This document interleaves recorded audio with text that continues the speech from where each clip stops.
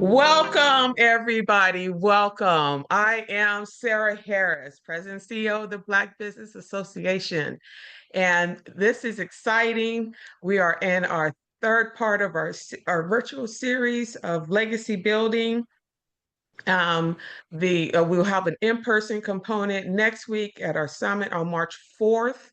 But for today, this one is really critical, especially for business owners in terms of succession planning and legacy building. Excuse me. Succession planning and legacy building. So we have gone through, let me see, I'm sorry, lost my track there. We have gone through building a valuable company and scaling with capital and resources. And like I said, today, succession planning and legacy building. Again, today, our speaker is Mr. Rashawn Coleman with Morgan Stanley. And so we are going to go straight way to it. I'm going to hand it over to you, Rashawn. And you're on mute. All right. So let's go ahead and get working with this. So my computer's being a little weird with me today, but we're going to go through it anyway. Should be able to get this going for you guys.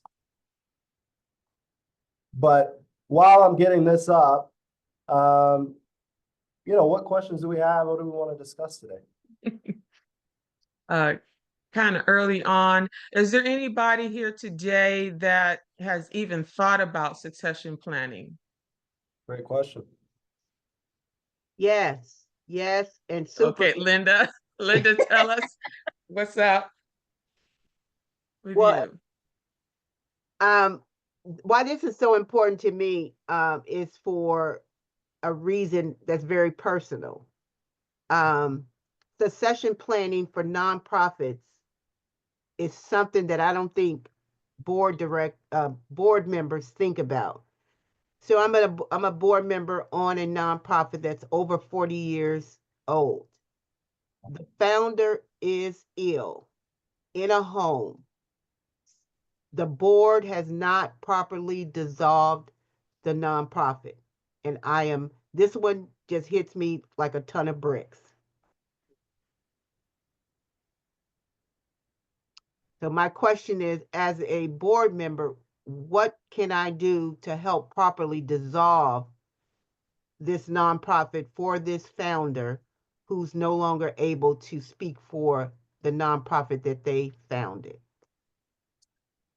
That's a great question, and I wish I could be the best person to answer that for you, Linda. I'm not too sure on the nonprofit side, especially dissolving an organization.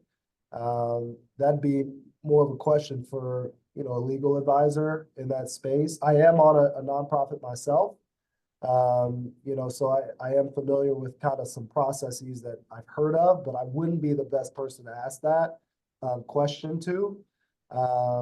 But I think I do have some contacts, and I'm sure Sarah has some contacts we could share with you just to have some conversations about that. Well, if I may, Rashawn, just Yeah, interject real quick. One of the things I was going to announce at the end regarding our summit next week, I'm delighted that we are going to have as a speaker attorney Caprice Collins, who runs a law firm that this is their sweet spot, right? So a lot of those kind of needing information and advice from a attorney, a legal standpoint, she'll be available for that. So be some good stuff there at the summit next week. Yeah. Now, Linda, your question does, bring up a great point. That's kind of the whole purpose of today, right? When there's not really a succession plan in place, right, the value of that organization goes down, to keep it frank. So it's important to have kind of who's going to take over, what they're going to do, what their roles and responsibilities are going to be, because not only does it protect your value, right, but it also protects you from the value of your business decreasing, right? And that's the ultimate goal of today, is to figure out, what steps does a business owner need to take not just when they think about selling, but 5 to 10 years before, they ultimately want to part and transition out of the business. So everything's done smoothly, and we'll kind of go over, just some of the risks if that process isn't done correctly. So I appreciate you bringing up that topic. So Sarah, I was able to download it. So it's in PDF, so we're good here. Presentation's obviously about exit planning today, succession planning and legacy building. Two important phrases there. I think, we'll lead into the summit next week. I'm actually in the same building today as where the summit's going to be held. So I'm excited to see everyone here. I look forward to the conversations. I want to make sure that everyone knows that no question is off the table, aside from questions that I can't really answer. And in that case, I'll find a way to get you the answer. Okay, so today's agenda: importance of planning, exit planning process, value of advice, and how Morgan Stanley can help. And it's not just Morgan Stanley. Obviously, this is a Morgan Stanley presentation. But whoever your financial advisor is, or anybody who advises you, maybe on the tax or legal side, they can definitely help with this process as well if they're qualified. I am a certified exit planning advisor, so basically that's a curriculum that you have to pass, working with business owners, helping them understand what their exit options are, and what that process consists of. Like I said, and like I usually kick off every call with, I hope it's a very open call. I don't want it to be too, formal. I want questions to be asked as much as you can. Don't worry about stopping me if there's something or you need me to go back. Today's call's for you guys, and I want to make sure you get all the answers you need. So just to kick it off, importance of planning. Here's a couple, statistics for you. So 34% of family businesses have a robust, documented, and communicated succession plan in place. So only basically a third of family businesses. Now, if we all know a family business that's been alive longer than 10, 20 years, right? That's kind of the cream of the crop when it comes to businesses. I mean, there's a lot of experience.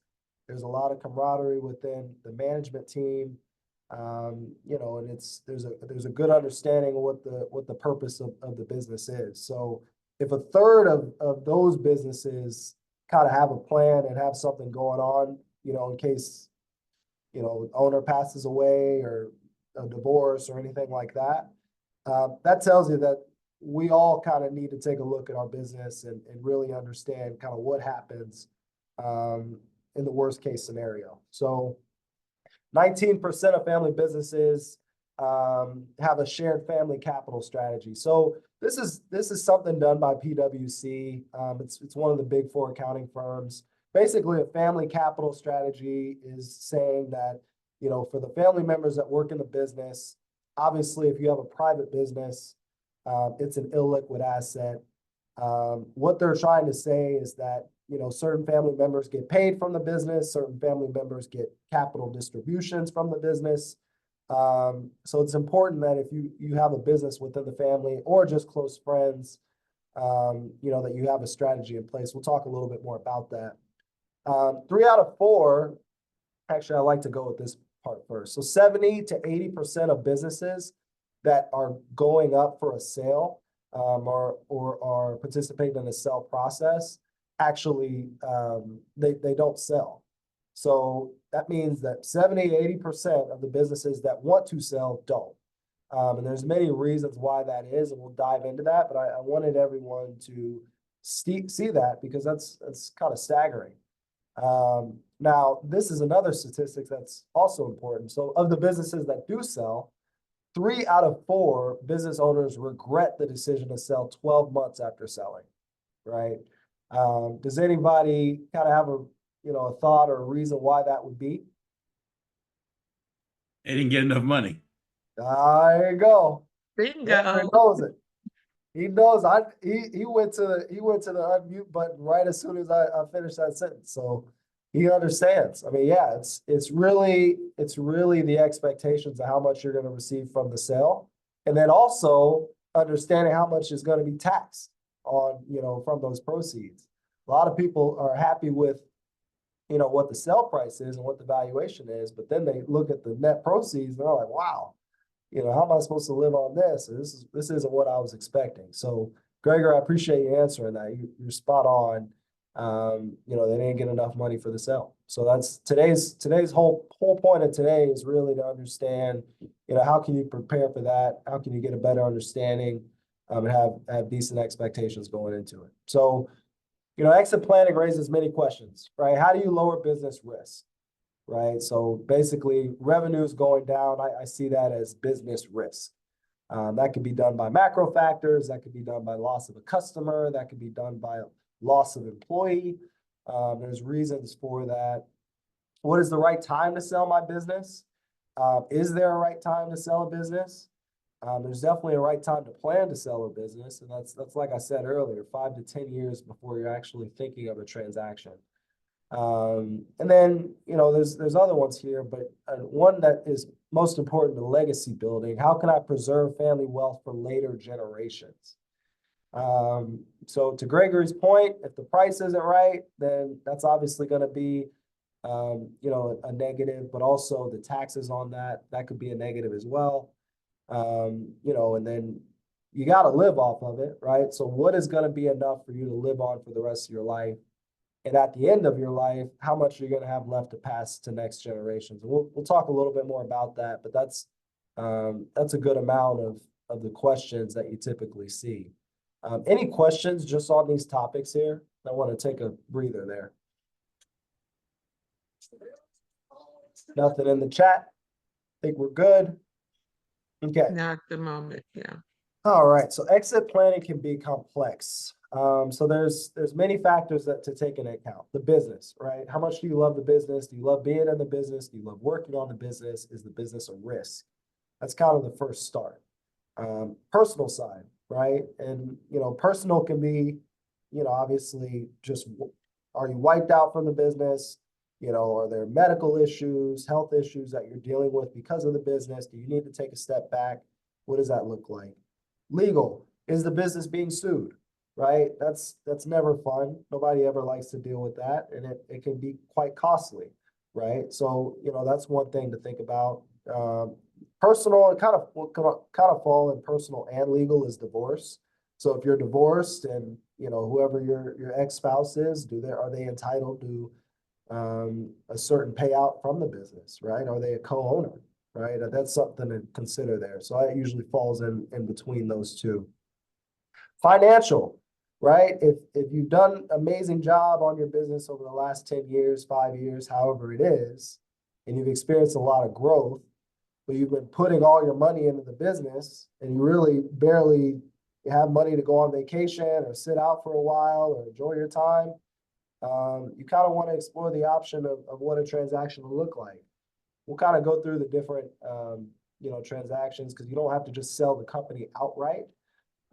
There's some minority sales that you can do to realize a little bit liquidity, but also staying in control of the company as well, while also getting some liquidity.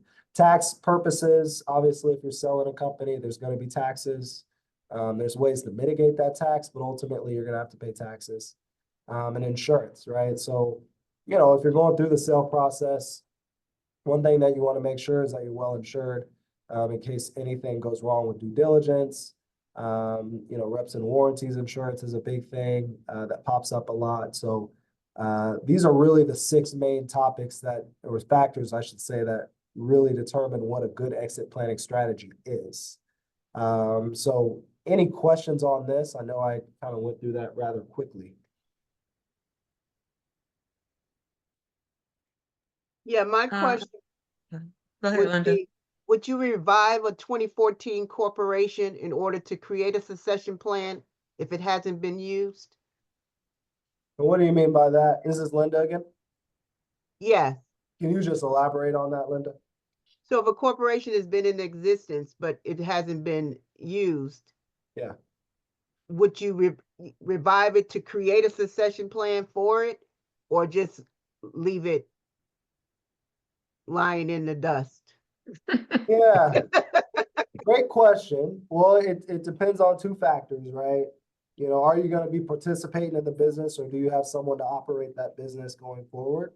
And then kind of what's your timeline, right? Is it 5 years? Is it 10 years? Are you planning on generating any revenue? How quickly are you planning on generating revenue? Are you going to be profitable? Is it in an industry that's favorable? You know, there's a lot of things there. So basically you're saying just to start back up a business is what I'm kind of hearing you say.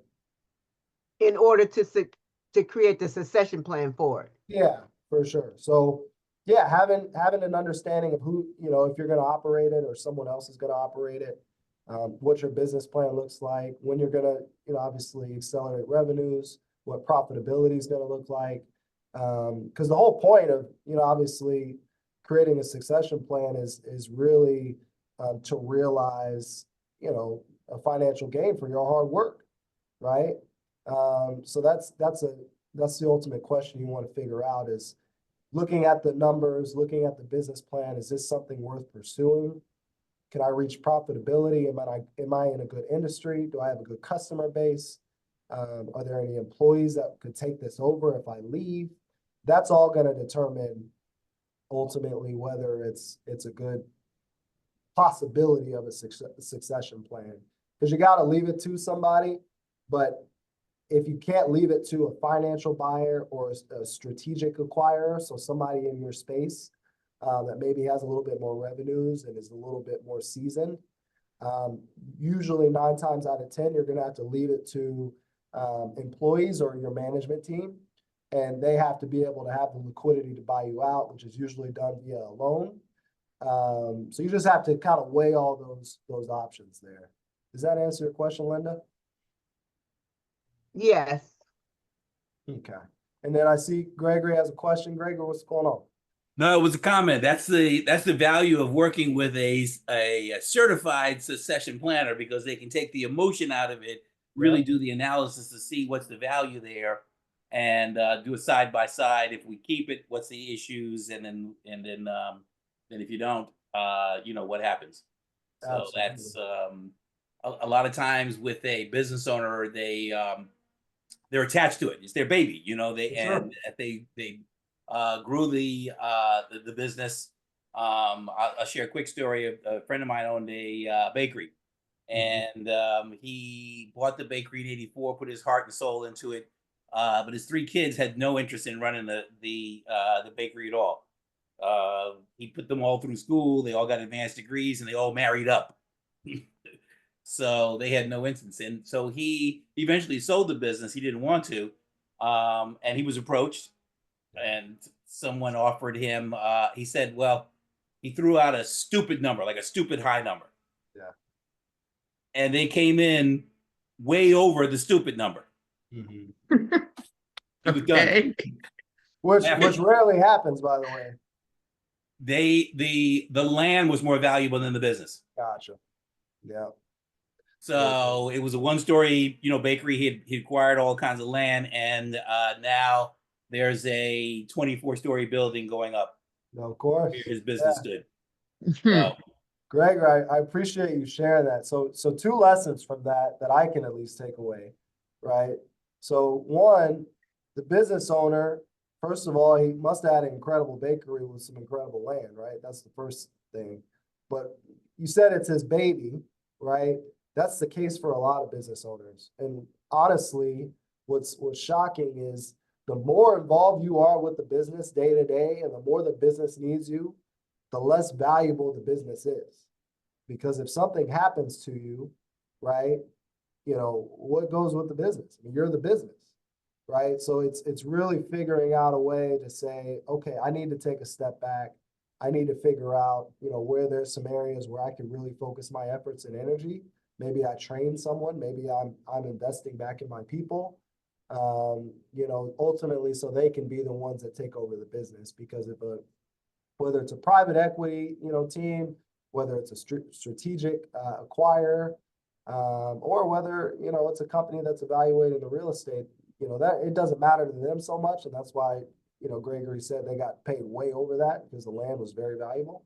But in case you don't have valuable land underneath, You really need to take a step back from your business, focus on what happens to the business if you leave, if you transition out, because that's what the buyer is going to essentially evaluate.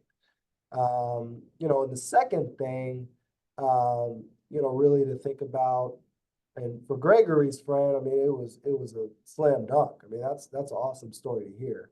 Now, for a lot of businesses, they're going to get approached by a buyer, and the offer that they give you, or that, whether you give them, you may be lowballing yourself. I mean, it's obviously good to go higher than lower, right, than what you think you're worth. But if the price is too high, the buyer might say, this owner seems to be difficult. They have too high expectations of what they want. We probably don't want to work with them, right? If it's too low, they're going to take the low offer, right? And you're essentially missing out on a good amount of liquidity and cash proceeds, because if you take a low offer, guess what? That low offer is still going to be taxed, right? So you're going to take a low offer that gets another discount by tax. Right. So, if you really do an analysis of what the business is actually worth, right, versus what you think it's worth, you're way more prepared to handle those conversations when someone offers to buy your business. And the third part to that is obviously figuring out what your business is worth.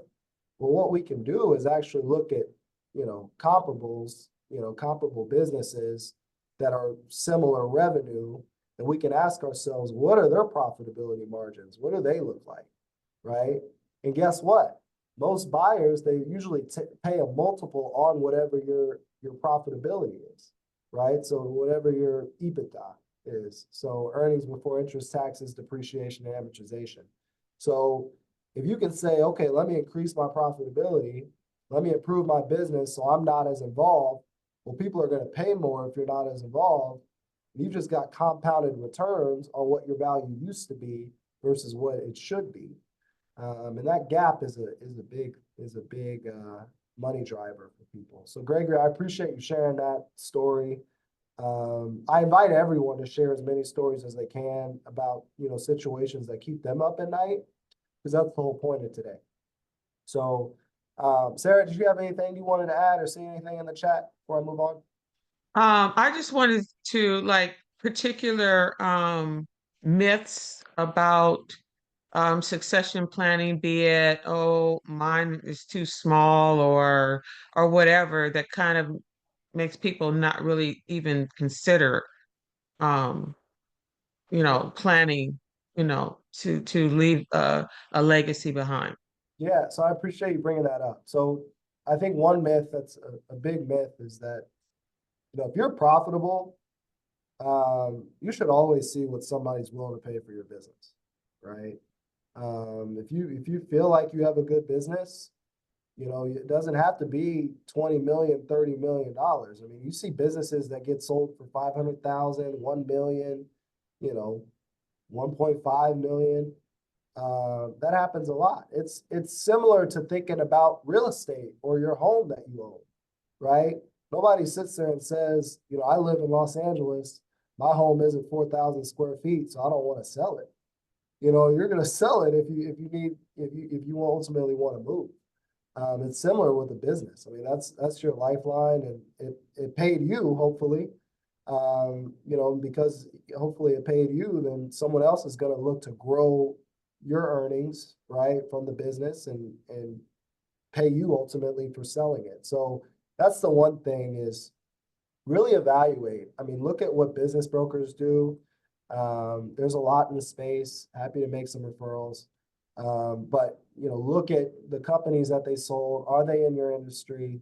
Look at kind of what their earnings were, what people paid for them, what type of buyers are in that space. So that's kind of the first lesson, is, just always check what someone is willing to pay for your business. The second part is, don't undervalue yourself, right? So I just touched on it. It's the first thing, risk of not being prepared. I mean, you really want to get some insight, and you really want to get some good financial numbers from a qualified person to figure out what your profitability actually looks like, right? If you take some of those expenses out, cars and vacations and expenses that you do through the business for the tax reasons, You take those out, you actually put them back into the business, that usually enhances your earnings. You know, people are willing to pay a multiple on that, and you want to see what your ultimate value is. And if you have it for a couple more years and you're not in a rush to sell, you want to figure out what the potential value is, right? And you want to figure out, okay, what growth rate would that be if I get there? And then, you know, thinking about that after taxes, which is the other one here. Always consider the after-tax number in exit planning. Don't just see the sticker price and say, this is what I'm going to have. This is great, awesome. Always consider taxes, not just because you have to pay them, but there's usually ways that you can mitigate some of those taxes. And that's the ultimate goal. I mean, that's the difference between spending $15,000 a month versus spending $25,000 a month. Usually is through taxes. So just try to understand that. And we'll kind of go through some other ones, but Sarah, I appreciate you asking that question. Were there any other ones that you heard that you want me to kind of touch on? That's it for right now, but thank you. That was great. Yeah. So benefits of proactive exit planning. So it's a business strategy. I mean, when you're planning to sell your business, even for the people on this call that just are starting their own business, if you're thinking all the way what the end looks like, ultimately what you want your revenue to be, what you want your profitability to be, how many customers you want to have, right? You're always working towards that. It's kind of that North Star. So you always want to remember that thinking and beginning with the end in mind is really a business strategy. And it's something that not only keeps you on track, but it helps you maximize the value of your business. Right. So I always like to think about, you know, what would I be doing if I knew I couldn't fail? Right. And that's a similar thing that you should do in your business strategy is if I could get this many, you know, customers or this many clients per month, how much revenue would that generate? How can I lower my costs? How can I do this? Think of all the possibilities that could happen. It's going to help you maximize your value of your business. Minimize tax obligations. Right? I mean, we just talked about that, so I won't go into more detail about that. And being ready, you know, for an exit, even if you don't want to sell right away, right? You could, like I said, something could happen health reasons why, you know, for health reasons, something could happen to your family. You know, you might need to pay for college, right? I mean, there's many reasons why, you know, selling the business or at least taking a step back and getting a little bit of a payout, you know, makes some sense. And reducing the risk of the business. We'll touch more on this in a second. This really pertains to getting the best multiple on your earnings. You know, that's kind of an art, I would say, in the exit planning process. Everybody can understand profitability. What's my revenue? What's my cost structure? How can I increase the revenue? How can I decrease the cost structure? That gives me more profitability, right? But the multiple, that's when you start asking yourself, okay, I have a similar business to my friend. We're in the same industry. Why do they get an extra $1 million than I did, right? When they sold their business. It's because of the different risks within their business compared to yours. And that's all reflected in the multiple. So we'll talk about that here in a moment. But that's some good points I wanted to bring up. So the exit planning process. So as I mentioned, personal, business, financial, those are really the three pillars you want to think about. You don't want to just focus on one. You don't want to just focus on the business. Yes, the business is your baby, right? But, you know, ultimately, if you're putting so much time in the business, you don't have enough time for your family, or you're not getting kind of the return back as far as, you know, paying yourself or dividends that you pay yourself at the end of the year, might be time to kind of look into what someone else is willing to pay for it. Personal, healthcare. I mean, you know, just your health issues or anything like that. That is a reason. Financial, right? Sometimes once you get older, it's great running the business.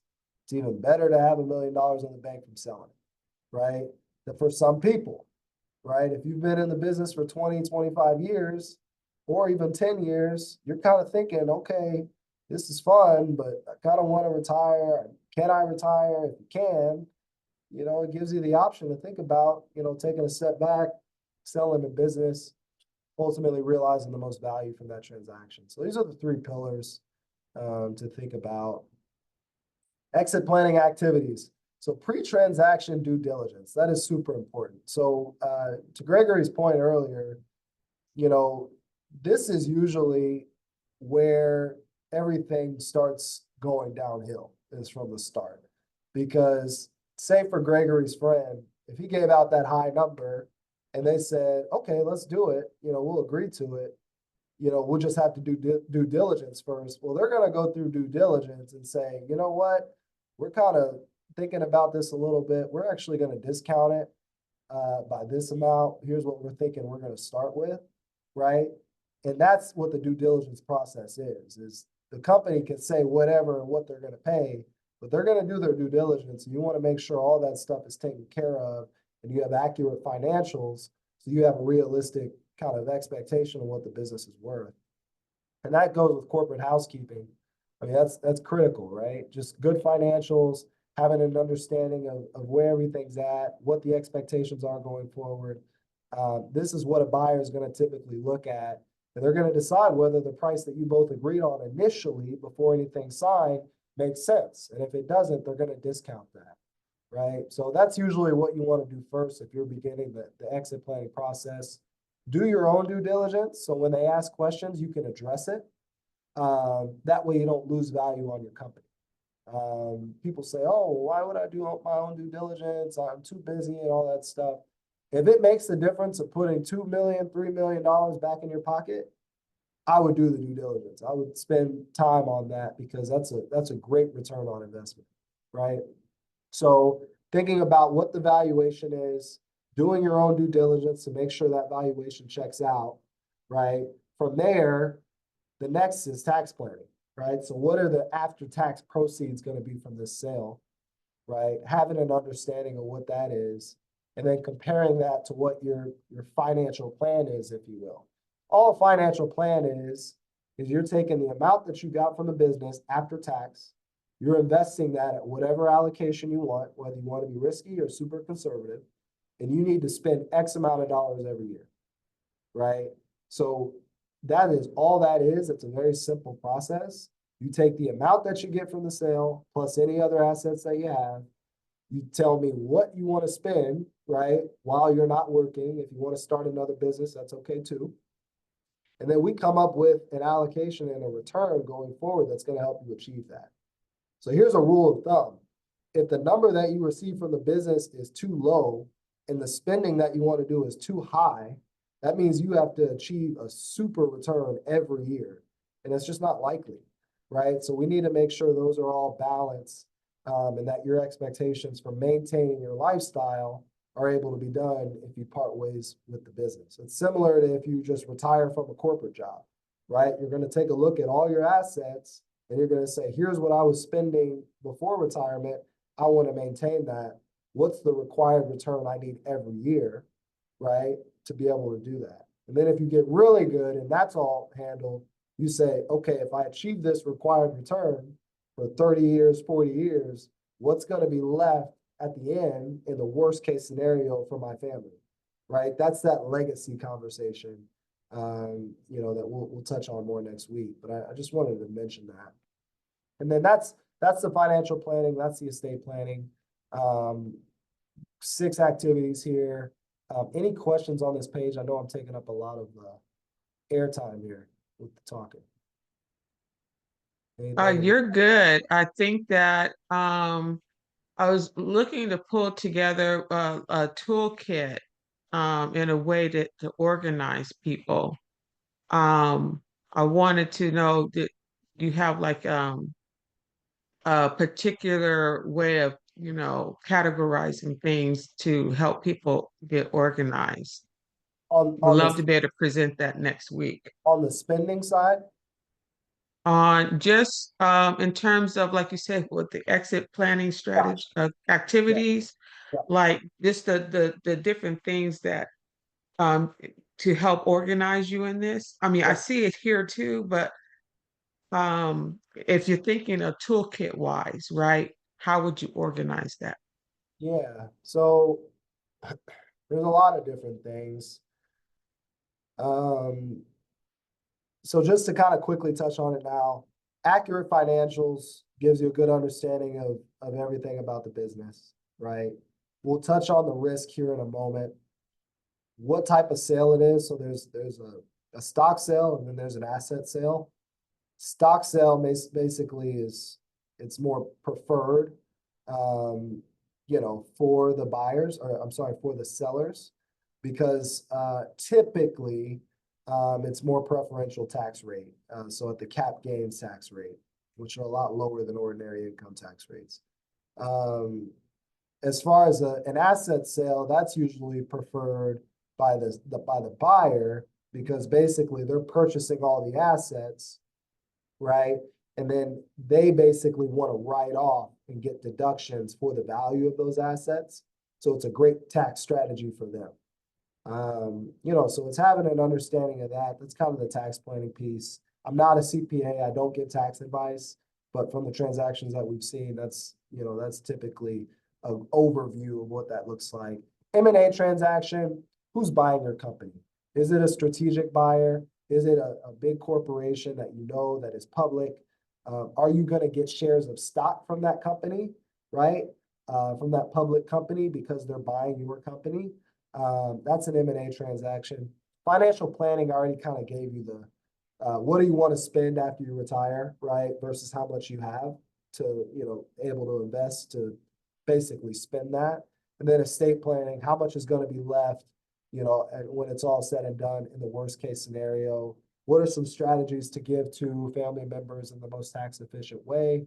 I'm sure that'll be discussed next week in more detail. So a lot of stuff there, Sarah. But I am aware of the toolkit approach. I will try to find something that highlights all of those. Appreciate it. Absolutely. No more questions on there on your end, right? From what you can see. No. Okay. So assembling an exit planning team. So business or investment banker, business broker. Business brokers are typically in the super low middle market. So usually playing in the 500,000 business value to probably 5 to 10 million. It's pretty rare that they get up there, but that's kind of where they're at. Once you get to the 25 to 250 million, you're usually working with an investment banking team. Of course, you have the larger companies that possibly could go public one day, that they're usually in the $1 billion revenue range, or $1 billion, so it just depends on where you're at, where you want your business to be. Exit planning advisor, that could be your CPA, that could be your financial planner. It just depends. Sometimes they're all three. Sometimes, if you see a CFP, you see an exit planning advisor, which are the two that I have. Sometimes a person also has a CPA license. I mean, those people are serious, right?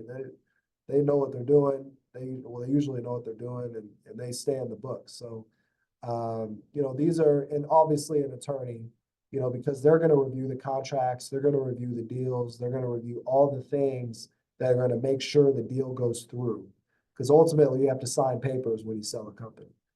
You want an attorney to make sure that you're signing the right papers and they say the right things, right? So that's kind of your exit planning team. Exit planning process. So overall objectives of exit planning. What are the post-sale goals, right? Do you want to start another business? Do you want to kind of stay on and work in the business? Do you want to sit there and just retire and go chill on the beach?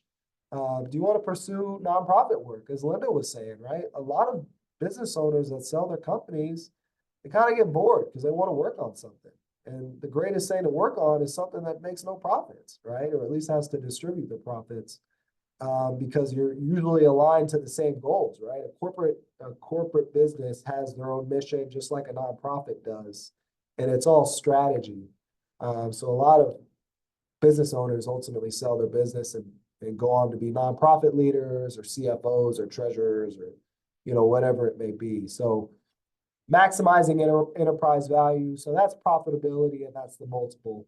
Multiple means that you're basically de-risking the business. So diversifying your customer base, bringing on more employees, just bringing on a better management team, more reoccurring revenues, better products, lowering your cost structure, Those are ways to basically de-risk the business and increase certainty when it comes to your cash flow every year. That's how you increase the multiple. So you want to focus on the profitability, focus on the multiple, which is de-risking the business. And then after that, financial estate tax planning, right? So you're going to have a bucket of money. It doesn't really matter how much it is. You want to understand, is it going to be able to help you maintain your lifestyle? And then not only that, right? Are you going to be able to minimize taxes? Are you going to be able to give a certain amount to your kids or your grandchildren when you're no longer here? Those are the conversations that you want to have when you sell your business. You'll have more time to think about those things as well, right? Because you're not working on, day-to-day operating issues within the business. So any questions here? No questions in the chat. So exit planning, defining the goals. So personal, family, business, we kind of touched on these a little bit. So I'll go ahead and skip ahead. Valuation. So this is what I was talking about a little bit. So balance sheet, that's really when you're going to sell off, certain assets. It's really a liquidation. So if you're really not ready to sell and you have to sell for whatever reason, your business is probably going to be liquidated. So they're going to sell it in parts. It's not always the greatest thing, but it could also be a good thing, right? If you're not prepared at all, it's a good option if things don't look, super great, because at least you're getting something for the assets that you have in the business. Multiple of earnings is typically what, you'll see. That's why I said figuring out how you're more profitable and then, figuring out how you can increase your multiple will give you tons more money at the end of the day when you sell your business. That's critical. Market comparables. This is really looking at kind of the bigger companies, but it's comparing these private companies in the same industries to public companies that we can track and see the actual financials for. Discounted cash flow. A lot of private equity and financial buyers use this. Family offices are a big player now in this space, and they use this as a valuation tool. Scorecard. So I like this because really it benchmarks the current state of your business and then figures out what the potential value of the business is. So analyzing your company. So performing an analysis of your company's strengths and weaknesses. So that's really just starting with what are we worth, right? Having an understanding of, okay, I have good financials, we're worth X, right? But the next step is really to understand what other businesses that are similar revenues in your industry, in your market. And when I say market, geography, right? Same city as LA's, maybe same state, right? Maybe, same region, right? The whole Western region here. So, that's a critical thing, is really understanding what the current value is and what the potential value is by comparing to others in your space. And what is that gap, right? How much will that gap be after taxes? Understanding that will help you identify how much time you need to spend in the business after you decide to sell, right? Because just because you say, I need to sell my business, that doesn't mean that you're ready to sell right there, because you might get a value that's too low. So you want to see how long it's going to take to get to that potential value. Sometimes it could take a year, sometimes it could take 5, right? But you want to understand what that's going to look like. Exit options. Transfer to family members is one option. Shareholders, so a business partner. Sell to management, so a management buyout. Sell to employees, so that's an ESOP, so employee stock ownership plan. Usually done by employees taking out a loan, paying the business owner with that loan, and then paying it off with the business's profits over time. Sell to a third party, that could be a financial buyer, private equity firm, or it could be just a bigger company that's in your industry. Refinancing, so it's kind of a similar process. Basically, a purchaser comes in and they put equity in the business, and the business usually pays out sort of dividend, if you will. Dividend recapitalization is what that's called. That's an option. Liquidation, so that's just selling certain assets within the company by parts. Maintaining the status quo, that's just you saying that these options don't make a lot of sense for me. I'm going to work for another couple of years and see what happens. Tax implications. So capital gains is a preferred way to sell the business and realize tax savings there.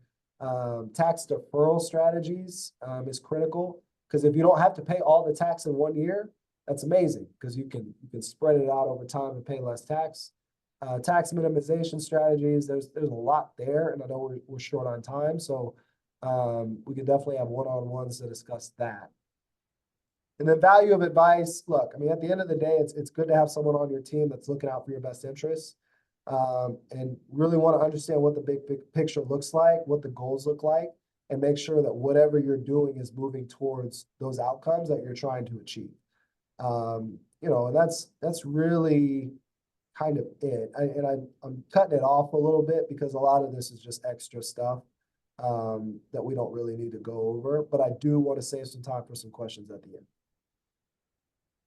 Certainly. Thank you so much. It's so much information here.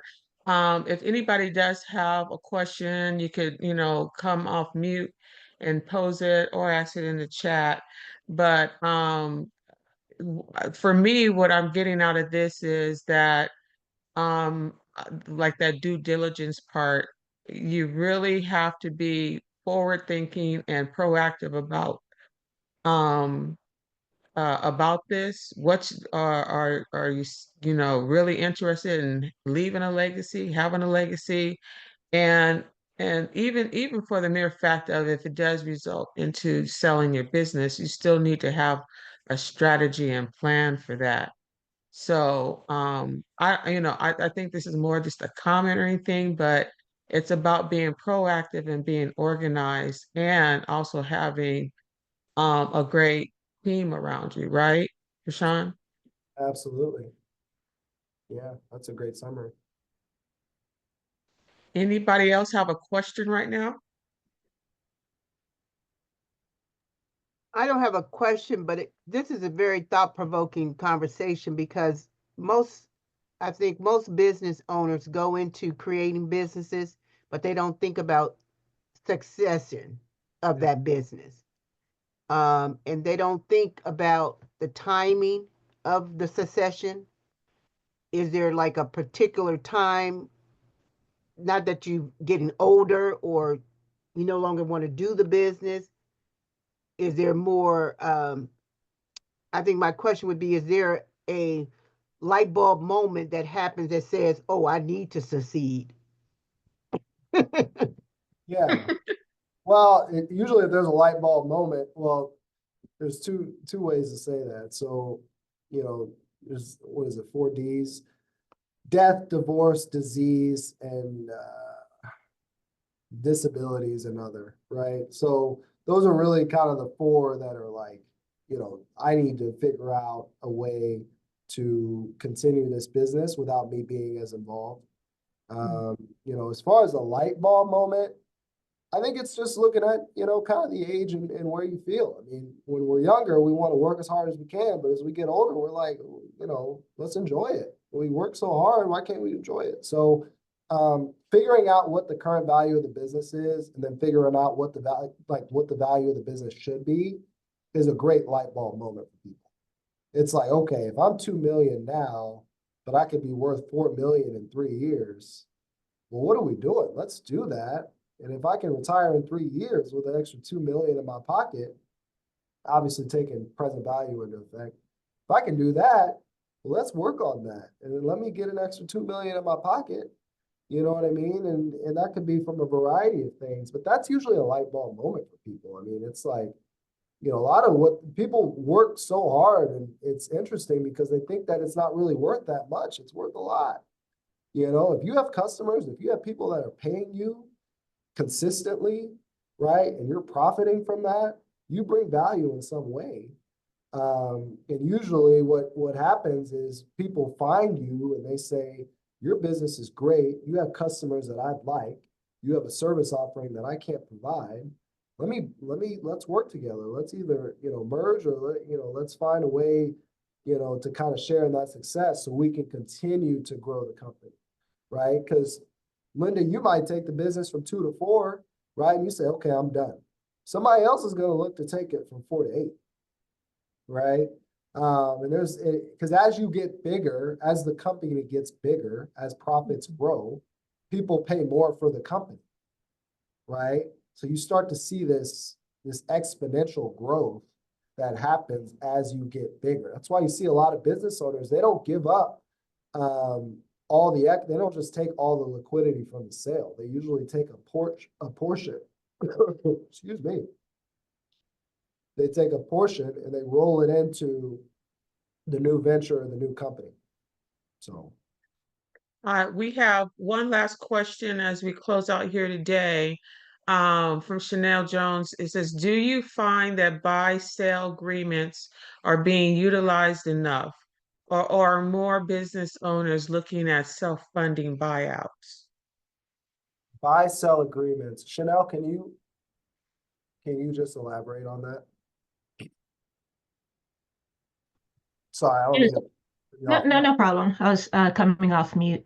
Like more so, putting their funds towards some type of financial vehicle. Yeah. So that in case of death or disability, they can use that. Or are you seeing more people just sticking money in a savings account, like you said, hoping for the best? Yeah, so great question. So what you're talking about is the insurance vehicle, right? Buy-sell agreements. Mm-hmm. Yeah, so that's done a lot of times with partners, so business partners, because usually what happens, and there's legal ways that you have to deal with it too. So one partner might pass away or might not want to work in the business anymore, or whatever the reason is. If you have a buy-sell agreement in place, that's basically, that insurance kicks in, so it buys out their portion, right? So in the case of death, right, that business ownership share would pass to that partner's family, right? But they don't, you obviously usually don't want the next family to come in because they don't have any experience usually, or sometimes they do, but you want an insurance, sorry, let me see. That was me. Yeah, you're good. Mhm. You want the insurance to kick in to buy out that share, Chanel. So buy-sell agreements make a lot of sense because it gives you leverage. What I mean by leverage is how long is it going to take you to put that amount in savings versus getting an insurance product that kicks in when a certain event happens, and that could ultimately save the business. So Exactly true. hopefully that answers your question. Yes, thank you. Absolutely. Wonderful, wonderful. Well, this has been a full presentation. Thank you so much, Rashawn, for everything. And we're going to have such much more information and also the opportunity to consult one-on-one next week, March 4th. Again, that's a Tuesday. And I mentioned before, in addition to a great lineup of speakers from Morgan Stanley, we also have attorney Caprice Collins from Collins Law Group, where it's their sweet spot on estate planning. And she will be one of our presenters as well. So it's going to make for a power hour or session of a day, and we invite you to come. It's free to attend. It'll be at the Gala Conference Center at 444 South Flower in downtown Los Angeles, and there's convenient parking across the street in the library. We'll be sending out information of all these details, but please join us. Lunch, continental breakfast and lunch will be served, and we will look to have some resource options available to you as well. Any closing remarks, Rashad? No, not for me. I look forward to seeing everyone next week. I mean, we have a lot of time scheduled. So I want to make sure all the questions are addressed. There's so much to talk about here. So I'm excited to kind of break it down and, make sure we're getting you the information you need. Awesome.